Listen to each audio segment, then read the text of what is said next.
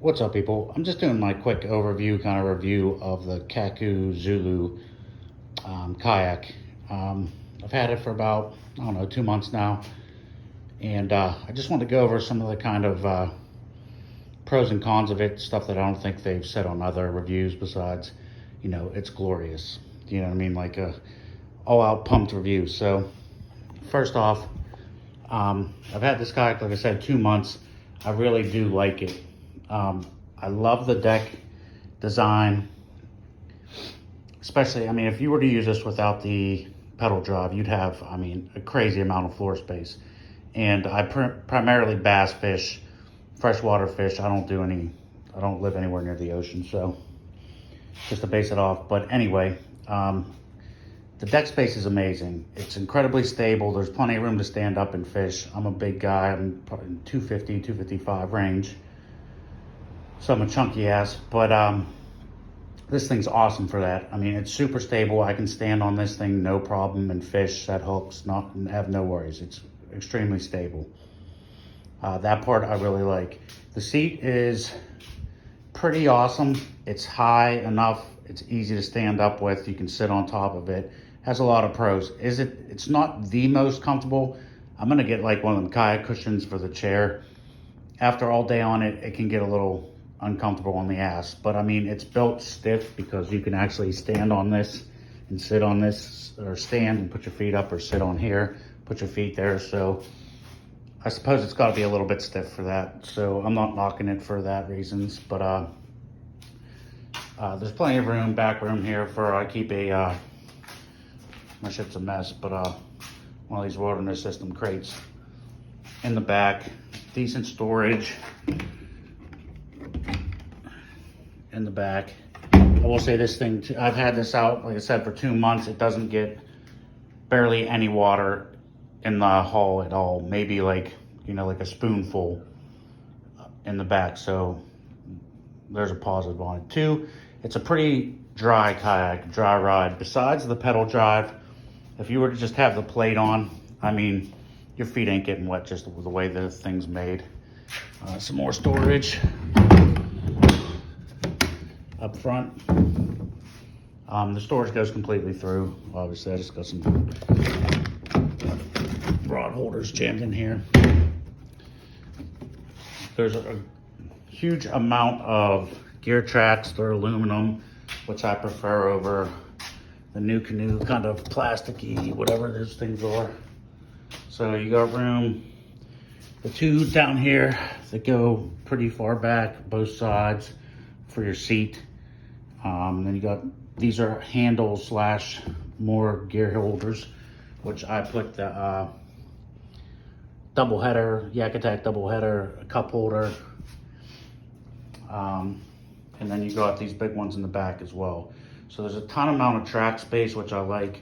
On the back, there's 15 power pole attachment points. I think I'm gonna end up motorizing this, so I'll get to that in a minute. But the rudder, this is the one that came equipped with the pedal drive. So things I like about it, it's comfortable, very stable. Crazy stable. That's a new canoe, Frontier 12. It's definitely more stable than this boat for a fat guy. Standing up, I could do it on this kayak, but there's a lot more wobble left and right, and it's just not as comfortable for me to stand on this. There's, it's a kayak. There's always gonna be some movement, but it's much more stable than the F12 as far as for standing and fishing. They're both real stable boats. Like I said, I'm a big guy, so if you have this boat and you're skinny or whatever, it's probably real stable for you, but I love that. I love the open deck concept. I love how, where you see it sit, it's kind of a hybrid, paddleboard slash kayak, and nothing really gets in your way. Like, I can fish from this thing. I'm not hitting, like, every once in a while, the way you sit in there and it dips down a little bit. Tend to hit shit off of here a little bit more when I'm casting, sitting down and casting. This is just wide open, which I really like. Okay, the negatives. The pedal drive. It works. Is it the best pedal drive on the market? Not even close. Pretty much, your Old Town and above are going to be a better system, I think, all around. So kind of going to move this. As you can see, that attaches to these two things which go here. Then the bar sits here and your pedal drive goes under here. This is kind of where it's a little like, not the best in my opinion. So one, this kayak's heavy already. Then you got this huge metal plate on there. It makes it even heavier, which is what it is. I mean, once you get up into your, Hobies, your natives, I mean, they all get pretty heavy quick, even the old towns. So what I don't like about it, you literally have to unscrew this to get the pedal drive up and down. So if you run into some weeds, it's not like you snap two things. They need to come out with like some kind of quick release system for that if they're gonna stay with this. Honestly, I'd like to see one of those pod things a little bit more, but I mean, I don't know if it's doable on this kayak. So,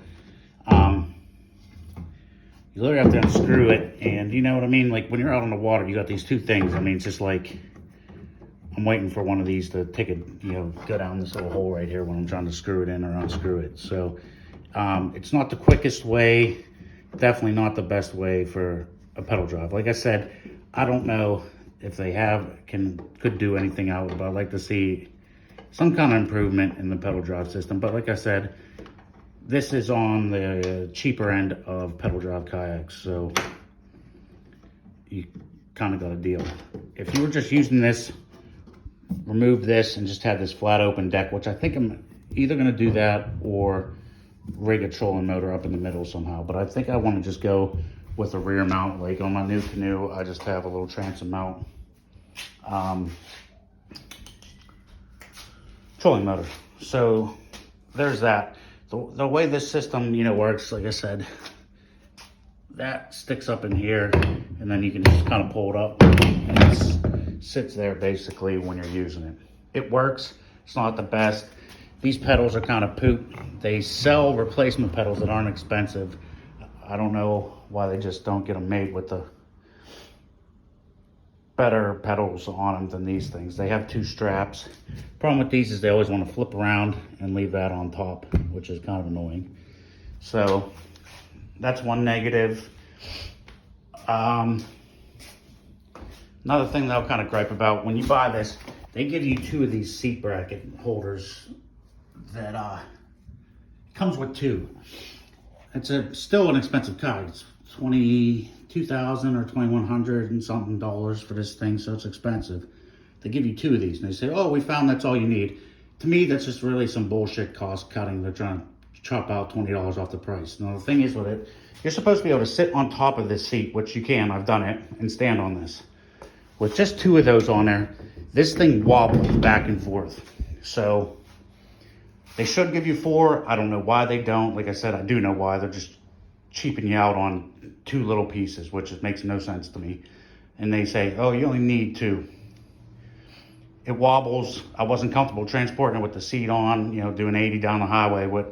I'm sure it wasn't going to fall off, but like I said, sitting on top of this or standing and that thing wobbling like that, yeah, no, give me four like you should have. The pedal, the rudder, steering in this boat, mediocre. I mean, it turns pretty decently wide. I mean, you're gonna have that. I mean, I'm sure some of the other ones may do it better, but you're never gonna, you gotta paddle quick you need motion to turn a boat. So, and it's a bigger kayak, heavier, so whatever. It came with the bigger rudder on the back, but it works. What I do like about it though, is they do give you, look at the size of this steel cable that's working the rudder. It's not gonna break. So, heavy gauge. The other negative is this thing isn't the best paddler in the world. That's to be expensive. But it might just be the weight, but I kind of feel like that actually paddles a slight bit better than that, which is not saying much because this is not a great paddling boat either. I did have a Kaku Wahoo, which was it was an awesome paddler. It was just the way the hull was designed. It had a great glide. It paddled, tracked nice, and paddled really, really good.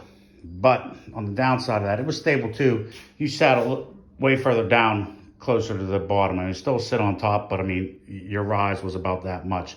If they could come out with a Wahoo with a higher seat, it would be awesome as a paddler. But it still gets the job done. Like I said, I fish mostly lakes, medium to smallish lakes, maybe a creek or two, but like I said, mostly lakes, so it gets the job done for me. I mean, it's okay.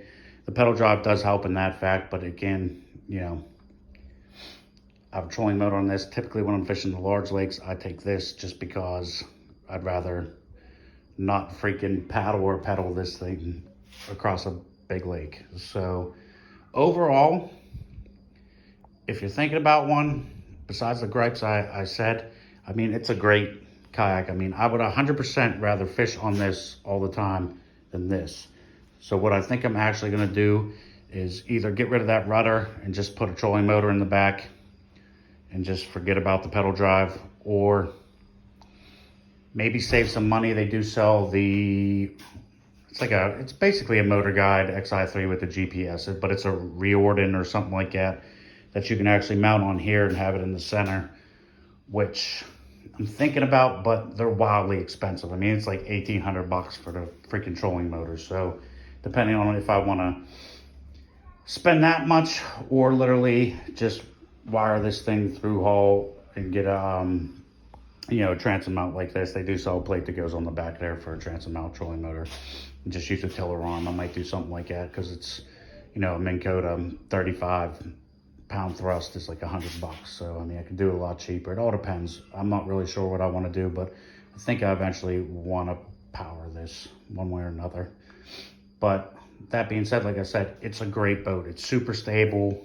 I love fishing from it. I love standing and fishing from it way more than I do. Sorry about all this mess on my F12. F12 is a good kayak too. But like I said, this is wobbly when I stand on it. I'm nowhere near as comfortable standing on that as I am this. So just some things to think about. The Kaku, like I said, it's like a hybrid, supposedly paddleboard kayak. But honestly, I don't see like a bunch of like people bass fishing from them. I mean, they're based out of Miami or something like that, and they do a lot of like people sight fishing for redfish and that. But I'll tell you what, for fishing bass, I mean, this thing's incredible. I have no problems with like the kind of shallow, step down and do it. It works well, honestly. I mean, it opens up. Like I said, there's not a lot of crap in the way. So I really kind of dig it. The other thing is, if I power this, I kind of like that because I could do a GPS, a fish finder is what I'm trying to get at. Put a transducer, mount a transducer in that big gap in the middle and just get rid of this thing and then have a nice setup for a fish finder.